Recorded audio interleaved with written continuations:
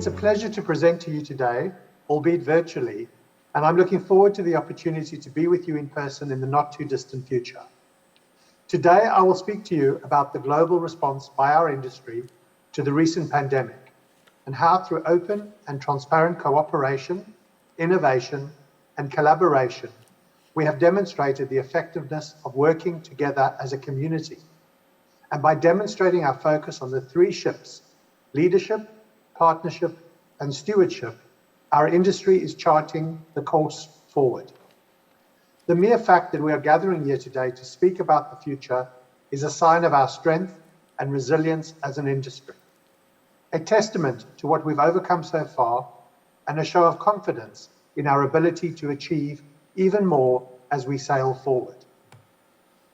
Over the past 2.5 years, we've spoken often about the challenges we have faced and the difficulties we have been focused on overcoming. And in many ways, these conversations will continue.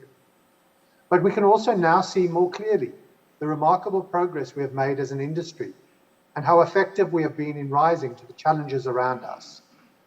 There is no question that we still have much to do, but we now have a proven track record that shows what we're able to do as a determined, responsible, and innovative industry when we work together.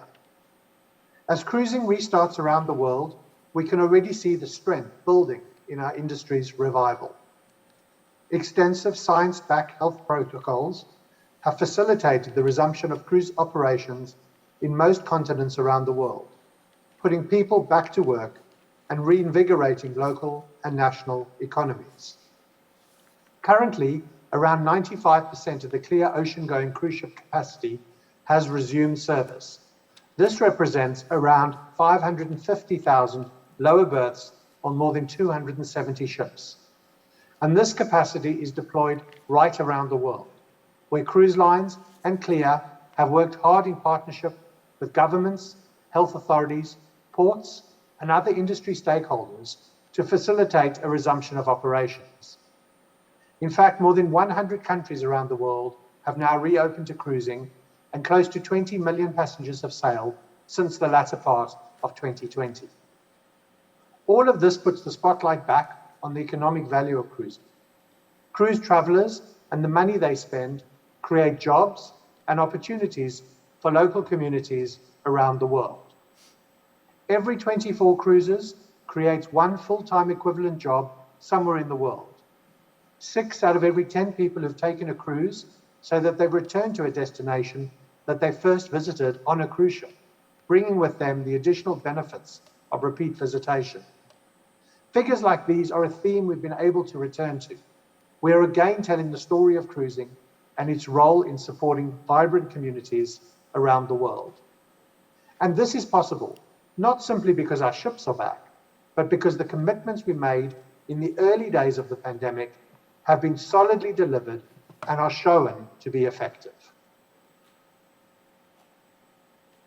CLIA ocean-going cruise line members are sailing today with some of the highest level of COVID-19 mitigation of any sector.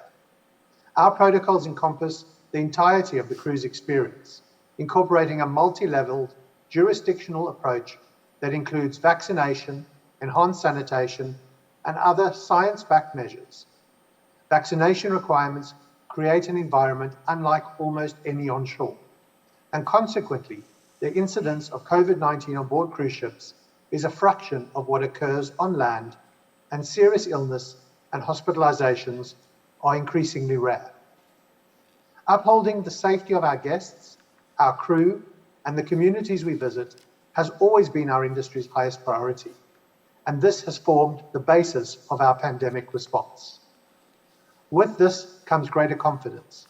Confidence from governments, from health authorities, our industry partners, ports and destinations, and of course, our passengers. CLIA's latest global market sentiment research demonstrates this clearly. It shows the public's readiness to cruise is now at levels even greater than before the pandemic.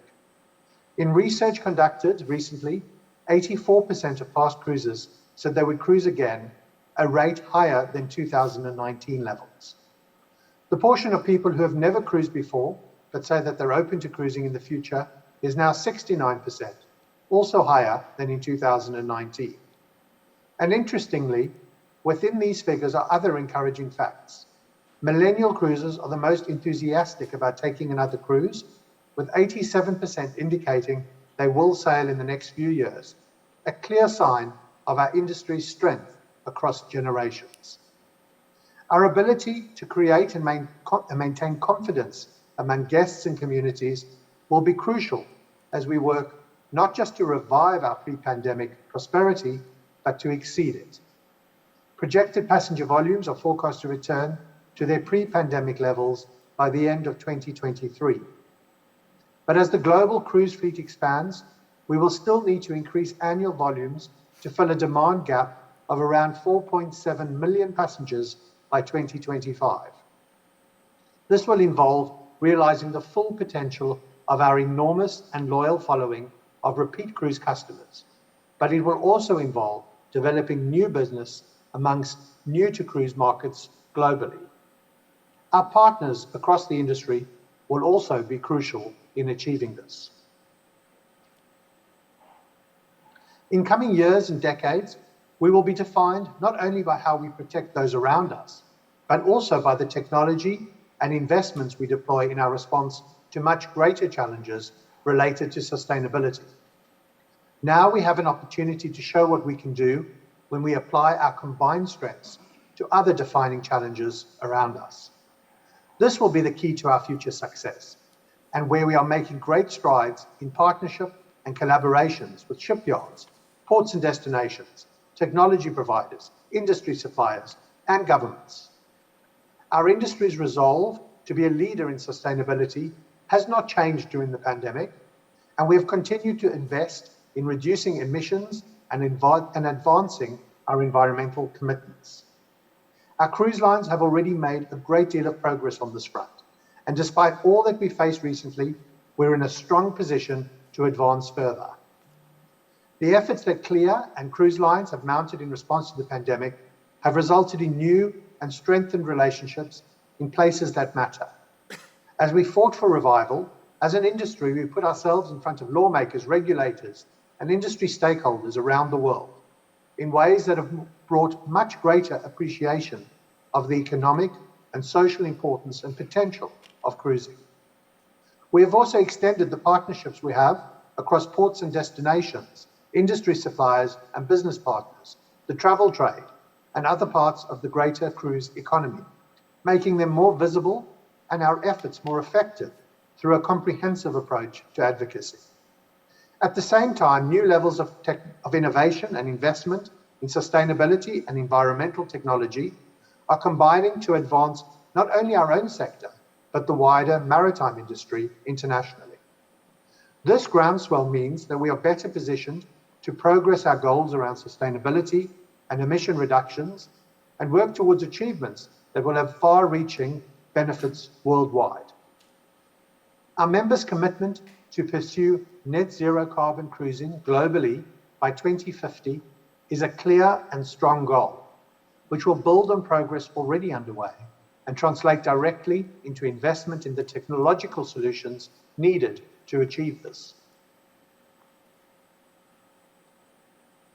It aligns our industry further with the global objectives of the Paris Agreement and our joint commitment to protect our planet.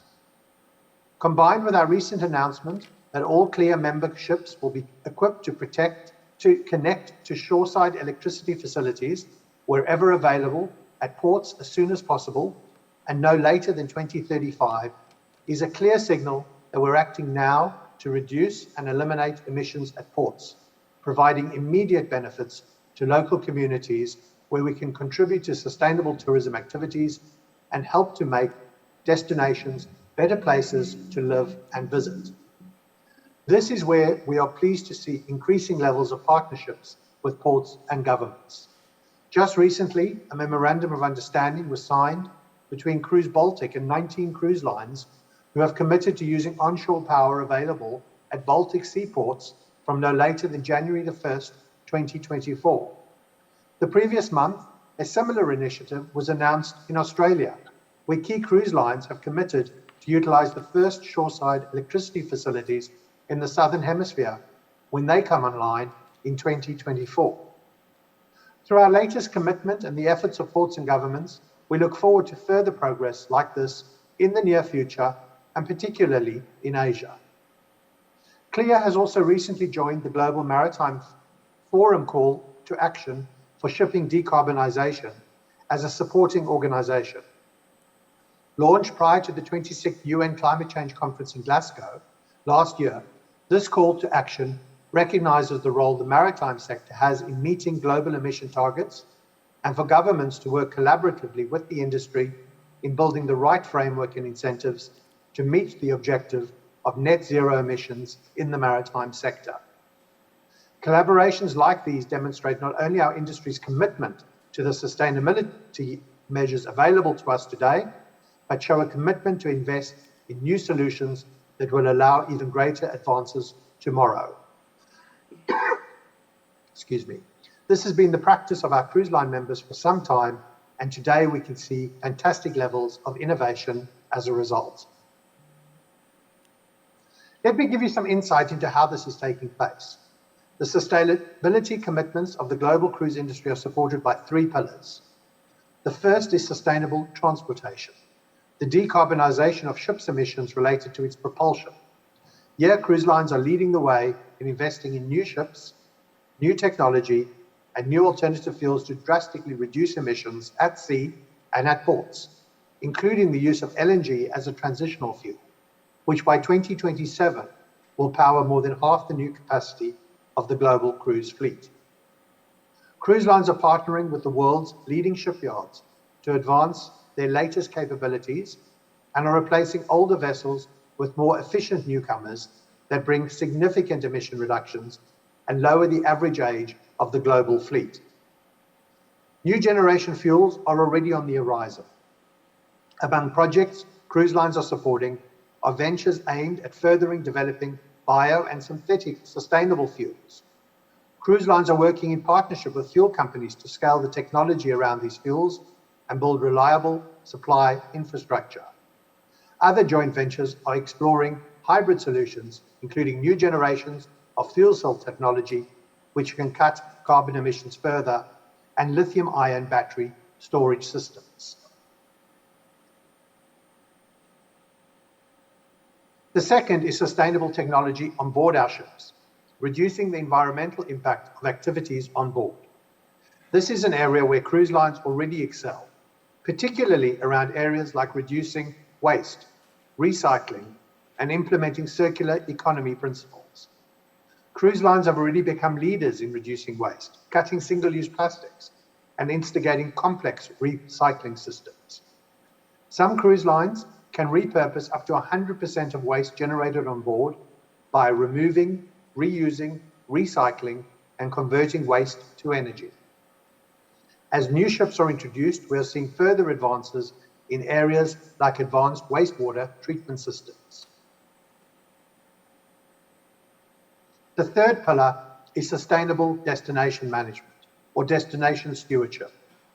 This is where our industry is working with communities on shore to promote sustainable tourism practices and provide models of tourism management that provide benefits well beyond our own sector. CLIA and our cruise line members are working more closely with partners at ports and in government to show leadership in the planning and management of responsible visitation. Collaborations in key locations are addressing concerns around appropriate tourism levels and provide working solutions that also safeguard economic opportunities for local people. We need to work together to identify bespoke solutions to manage tourism flow. To say cruise tourism is to say managed tourism. It is planned and scheduled tourism. It provides opportunities to deliver benefits and solutions, not just within our own sector, but within other areas of visitation. You might know of our work in Dubrovnik, Croatia.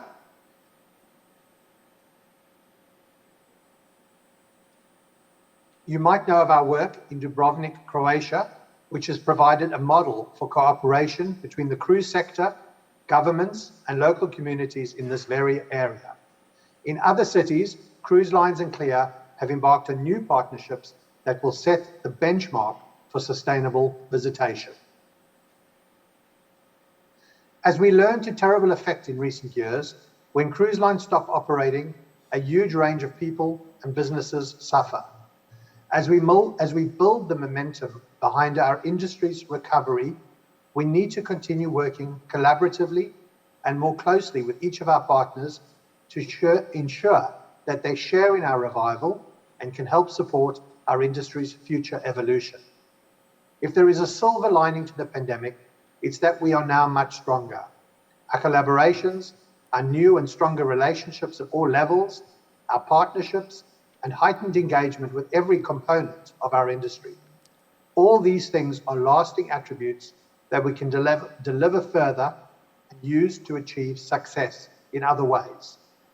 As world events continue to unfold, we have proven the importance of our cooperative approach to shape and influence outcomes.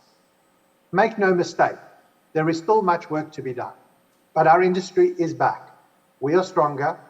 We have proven how resilient and how receptive to change our industry and our community is, and we are sailing back better than ever. We look forward to joining you on the journey ahead. Thank you.